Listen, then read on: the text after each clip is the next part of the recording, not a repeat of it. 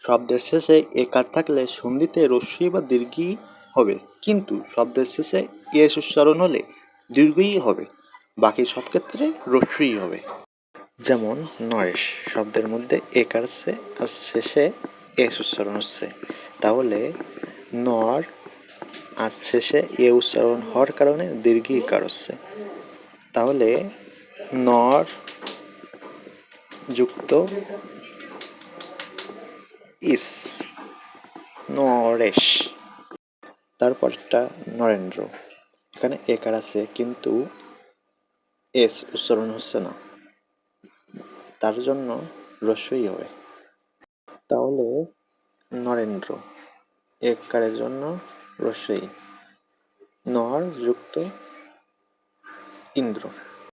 পরেরটা মহেন্দ্র, মহা যুক্ত একারের জন্য ইন্দ্র, মহাযুক্ত ইন্দ্র। তারপরেরটা ধর্মেন্দ্র, ধর্ম একারের জন্য ইন্দ্র, ধর্ম যুক্ত ইন্দ্র।